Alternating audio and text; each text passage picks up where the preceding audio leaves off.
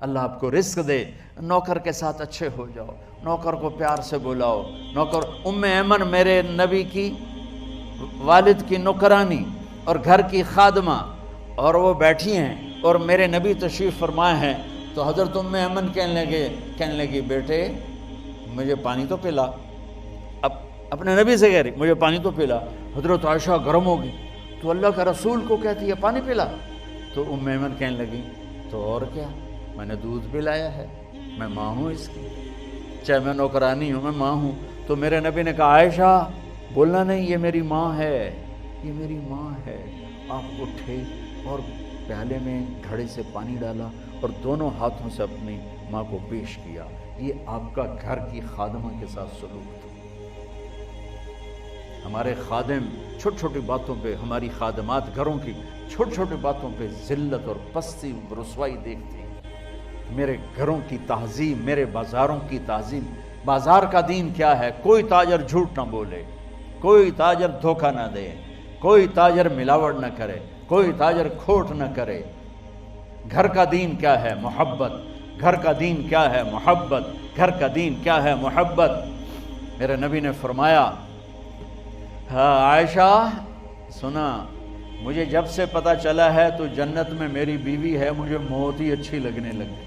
سبحان اللہ۔ حالانکہ آپ تو اللہ کو دیکھ چکے ہیں، اللہ کو دیکھنے کے بعد کہاں کسی چیز کی طلب رہتی ہے، لیکن آپ نے فرمایا کہ عائشہ دلداری کے لیے، ہمیں سکھانے کے لیے کہ جب سے مجھے پتہ چلا ہے تو جنت میں میری بیوی ہے، مجھے موت اچھی لگنے لگ گئی۔ ایسی خامند اپنی بیوی کو عزت دے، بیوی اپنے خامند کو عزت دے۔ میرے نبی نے فرمایا شریف آدمی اپنی بیوی کو عزت دیتا ہے اور کمینہ آدمی بیوی کو ذلیل کرتا ہے۔ میں کمینہ بن کے زندہ نہیں رہوں گا، میں عزت دار بن کے زندہ رہوں گا۔ یغلبن الکریم ویغلبہن اللئیم لأن اکون کریما مغلوبا احب علی من ان اکون لعیما غالبا۔ میرے نبی کا فرمان میں نے عربی پڑھ کے بھی سنا دیا، ترجمہ کر کے سنا رہا ہوں۔ آپ نے فرمایا کہ عزت دار شریف آدمی اپنی بیوی کو آگے رکھتا ہے، خود پیچھے رہتا ہے، اور کمینہ آدمی بیوی کو دبا کے رکھتا ہے، ذلیل کر کے رکھتا ہے۔ میں کمینہ بن کے زندگی نہیں گزاروں گا، میں عزت دار بن کے زندگی گزاروں گا۔ آپ نے 11 شادیاں کی ہمیں زندگی سمجھانے کے لیے، زندگی بتانے کے لیے۔ آپ نے دشمنوں کو معاف کر کے دکھایا، قاتلوں کو معاف کر کے دکھایا۔ یہاں سگا بھائی بھائی کو معاف کرنے کے لیے تیار نہیں۔ آپ سوئے ہوئے تھے، ایک بدو آیا، آپ ہی کی تلوار اٹھا کے یوں پسلی میں ماری، آپ اٹھ کے بیٹھ گئے، اس نے تلوار سیدھی کر لی، کون بچائے گا؟ تیار ہو جا۔ آپ نے مسکراتے ہوئے فرمایا اللہ، تو تلوار گر گئی اس کے ہاتھ سے۔ آپ نے تلوار اٹھا کے یوں سیدھی کر لی، اب تجھے کون بچائے گا؟ وہ کہنے لگا میں تو ہی بچائیں گا۔ تو پتہ نہیں اللہ کون ہے، میں تو ہی بچائیں گا۔ اب سنو بچیو، آپ نے فرمایا کلمہ پڑھتے ہو؟ کہنے کا نہیں پڑھتا۔ آپ نے کہا جاؤ معاف کیا، حالانکہ آپ کو کہتا سر اڑا دو اس کو، اور سر اڑانے کے قابل تھا۔ آپ نے کہا جاؤ معاف کیا۔ 21 سال جنہوں نے قتل کے منصوبے بنائے مکے والے، جب آپ نے مکہ فتح کیا کہ جاؤ معاف کیا۔ معاشرت میں معاف کرنا پیدا کرو، درگزر کرنا پیدا کرو، اور جہاں پڑھتے ہو، جن استادوں سے پڑھتے ہو، وہ پروفیسر مرد ہیں یا عورت ہیں، ان کو عزت دو، انہیں باپ سمجھو، انہیں ماں سمجھو۔ کہ استاد کی عزت سے جو علم ملتا ہے وہ کتابوں سے بھی نہیں ملتا۔ تم اپنے ٹیچر کو اس نظر سے نہ دیکھو کہ یہ کیا کرتا ہے، یہ دیکھو کہ تمہیں 2 حرف پڑھاتا ہے۔ مولا علی کا فرمان ہے کہ جو مجھے ایک حرف سکھا دے، لفظ نہیں حرف، جو مجھے ایک حرف سکھا دے میں اس کا غلام ہوں، جہاں چاہے بیچ دے۔ تو یہ تمہارے باپ بیٹھے ہیں، سارے ٹیچر تمہارے باپ ہیں، اور ٹیچرز تمہاری مائیں ہیں۔ ان کو ماں اور باپ والی عزت دو گے تو اللہ تم پہ علم کے خزانے کھول دے گا، علم کے دروازے کھول دے گا۔ تو نیت کرتے ہو سارے بچے؟ آخری بات یہ کہتا ہوں، تم بہت ماشاءاللہ اتنا بڑا ہزاروں کا مجمع سب یہیں کا ہے، آپس میں کوئی کھٹبٹ بھی ہو جاتی ہے، لڑائی بھی ہو جاتی ہے، وہ لڑائی یہاں تک جاتی ہے کہ بات چیت بند ہو جاتی ہے۔ تو ایک چھوٹی سی آپ سب سے گزارش کرتا ہوں کہ یہاں سے اٹھ کر صلح کر لینا، صلح کر لینا، صلح کر لینا۔ لڑائی اللہ کو پسند نہیں، اور اگر خامند بیوی لڑے ہوئے ہوں تو ایک عجب حدیث سناتا ہوں۔ شیطان روزانہ اپنی کچہری لگاتا ہے، اور پھر وہ سارے شیطانوں سے کارگزاری لیتا، ہاں بھائی کیا کر کے آئے ہو؟ تو شیطان بتاتے ہیں چوری کروائی، ڈاکہ ڈلوایا، شراب پلوائی، جوا کھلایا، نماز نہیں پڑھنے دی۔ وہ بالکل ٹھنڈا رسپان دے کے ایسے بیٹھا رہتا ہے۔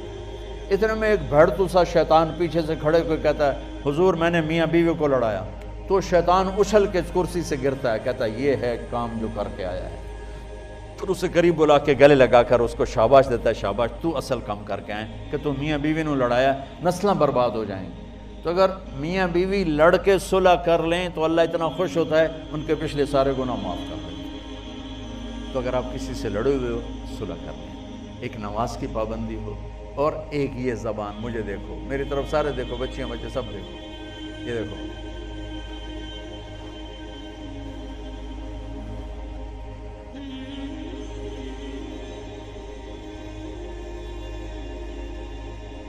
زبان پہ قابو رکھو۔ آپ کے گھر، آپ کے کلاسز، آپ کی ہر چیز خوبصورت ہو جائے۔ ایک لطیفہ بھی ہے اور واقعہ صحیح بھی ہے۔ ہماری دھوبن تھی ماسی شریفہ، بڑی لڑاکی، چھوٹا جا قد پہ چنگی ٹھکی ہوئی۔ تو وہ آئی میری بہن کے پاس، کہنے لگی بی بی اے میری نوواں میں نال بڑا لڑدیاں، تو لڑدی ماشاءاللہ آپ آئی تو میں نے کوئی تویز دے، یہ ساریاں میریاں نوکر بن جانا۔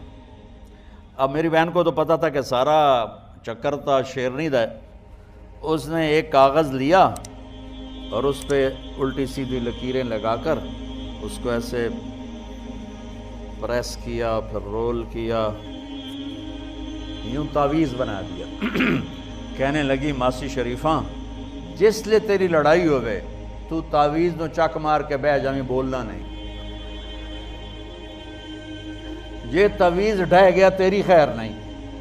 اب تعویذوں کا تو بڑا ہمارا دیہاتی ماحول میں بہت زیادہ ہے۔ اچھا اب میری بہن نے کیا کیا، ماسی شریفوں کو چپ کرایا، گل تو ساری لڑائی تو بولن تو ہوندی ہے۔ 8ویں دن آ گئی، بی بی تو بڑا چنگا تعویذ دیتا، میری تو لڑائی مک گئی۔ کیوں؟ ماسی شریفہ چپ ہو گئی۔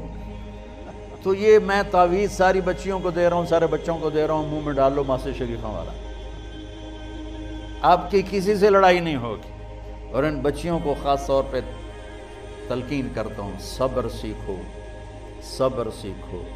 میرے ملک کا سسرالی معاشرہ بڑا ظالم ہے، درد سے کہتا ہوں۔ اس میں پٹھان، پنجابی، بلوچ، سندھی، دیندار، بے دین، نمازی، دنیا دار، پڑھے لکھے، ان پڑھ، سب ایک ہی کشتی کے سوار۔ میرے دیس کا سسرالی معاشرہ بہت سخت ہے، بہت سخت۔ تو میری بچیوں صبر سیکھنا، زبان کو تالو سے لگا لینا، اللہ تعالیٰ تمہارے لیے راستے کھولے گا، عزتوں کے، کامیابی کے، محبت کے۔ زبان نہ کھولنا، زبان پہ تالا لگا لیں، نہ کر لبوں کو سے، اپنی زبان کو بند رکھنا، اللہ تعالیٰ کا غیبی نظام تمہارے ساتھ حرکت میں آئے گا۔ اور یہ جو میں نے ایسے کر کے دکھایا، یہ میرے نبی نے ایک صحابی کو کر کے دکھایا کہ معاذ تمہیں سارے دین کا خلاصہ بتاؤں، کہ جی کیا ہے؟ تو آپ نے زبان پکڑ کے فرمایا اس زبان کو قابو میں رکھنا۔ حجاج بن یوسف کو عمر بن عبدالعزیز نے دیکھا جہنم میں آنتیں پھٹی ہوئی ہیں، پیٹ پھٹا ہوا، آنتیں نکلی ہوئی ہیں، اور ایسے گدھے کی طرح چکر کاٹ رہا ہے۔ تو پوچھا کیا حال ہے؟ کہا بس ایمان کی آس پہ پڑا ہوں کہ کبھی تو اللہ جنت میں ڈال دے گا۔ اگر ایمان پہ خاتمہ ہو جاتا ہے اور اعمال کا ذخیرہ نہیں ہے تو اللہ کا قانون ہے جہنم۔ جہنم مردہ جو بتائے نا خواب میں، وہ صحیح ہوتا۔ میرا ایک فرسٹ کزن، جیسے ذمہ داروں کے بچے ہوتے ہیں، ساری زندگی غفلت میں گزار دی، جوانی میں مر گیا۔ بس وہ نمازیں اس نے پڑھی جو کبھی میں کھینچ کے مسجد میں لے گیا، یا پھر عید کی 2 نمازیں، اس کے علاوہ مجھے یاد نہیں۔ تو میں نے خواب میں دیکھا، میں نے کہا کیا حال ہے؟ تو اس نے کہا آگ کے تندور میں ہوں، آگ کے تندور میں ہوں۔ اب میرا تو خون، میرا تو چاچے کا، تائے کا بیٹا، مجھے تو آگ لگ گئی۔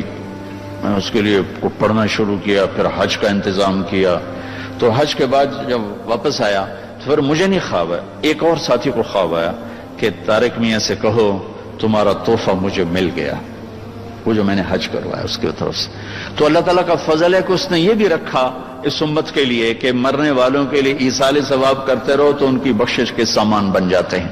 تو اگر ایمان ہے اور عمل نہیں ہے تو سیدھا جنت میں نہیں جائے گا، وایا ہو کر جائے. پوری دنیا ایک ناکامی کا سمندر ہے اور انسانیت کا سفینہ اس میں غرق ہوتا جا رہا ہے. میں اس صورت کا یہ لفظ جبوتی میں جا کے سمجھا جب ہمارا سفر تھا کشتی کا. ہماری کشتی آگے وہ ذرا جدید تھی اور دوسری کشتی پیچھے وہ ذرا پرانی تھی. وہ سٹیمر تھا، اس میں 250-300 افراد تھے. ہماری وہ فوجی کشتی تھی، اس میں 25-30 تھے. تو وہ پچھلی کشتی ڈوب گئی، اوور لوڈ تھا یا کیا تھا اللہ ہی جانتا ہے.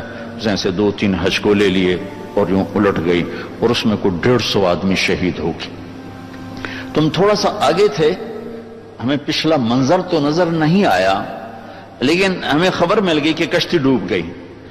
تو ایک دم میرے منہ سے نکلا کوئی بچا ہے. چونکہ میں تو ان کو یوں تو ہم ساتھ ساتھ تو چلے تھے، ہم تیز تھے، ہم آگے نکل گئے، وہ تھوڑا پیچھے رہ گئے تھے. میں نے کہا کوئی بچا ہے؟ میں نے کہا پتہ کوئی نہیں. ان الانسان لفی خسر، جلال ہے، ساری دنیا کے مرد عورت ناکامی میں ڈوب گئے. تو ایک دم گھبرائی ہوئی آواز آئی، یا اللہ کوئی بچا ہے؟ کوئی بچا؟ یہ سارے گئے. تو اللہ نے کہا نہیں کچھ بچ گئے. اللہ کا لفظ ہمیشہ کمی کو بتانے کے لیے آتا ہے. اللہ کے بعد جو ہوتا ہے نا تھوڑا ہوتا ہے. وہ سارے آ گئے. ہاں جی، صرف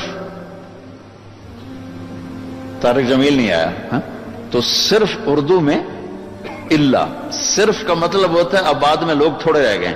یہ سارے احباب جی بس یہ 2-3 نہیں آئے. اللہ 7 ارب انسان تباہ ہو گئے. اللہ کچھ بچ گئے. کون بچ گئے؟ یہ 4 کام جنہوں نے کیے وہ بچ گئے. کون؟ آمنو. اس شرط کے لگنے سے سارے کافر ناکامی میں چلے گئے. عمل الصالحات، اعمال صالحہ کی شرط سے ایمان والے ناکامی میں چلے گئے. وتواصوا بالحق، حق کی دعوت. یہ جو تبلیغ کا کام ہو رہا ہے جس سے آپ اللہ کے فضل و کرم سے پوری دنیا میں اللہ نے پھرائی ہے اور کئی دفعہ پھرائی ہے. اللہ نے ہمیں یہ عزت دی ہے کہ یہاں سے قافلے بن بن کے پورے عالم میں اللہ کا پیغام پہنچا رہے ہیں. اور میں جنگلوں میں گیا ہوں، وہاں بھی تبلیغ کو دیکھا ہے. اور برف پوش چوٹیاں یورپ کی، وہاں بھی تبلیغ کے کام کو دیکھا ہے. تو تیسری شرط لگانے سے عمل والے نکل گئے. وتواصوا بالصبر، اور صبر کی شرط لگانے سے تبلیغ والے نکل گئے. ہر جگہ ناکامی کے مفہوم میں تھوڑا فرق. ایمان کی شرط سے ناکامی ہے جہنم، کبھی جنت میں نہیں جا سکتے.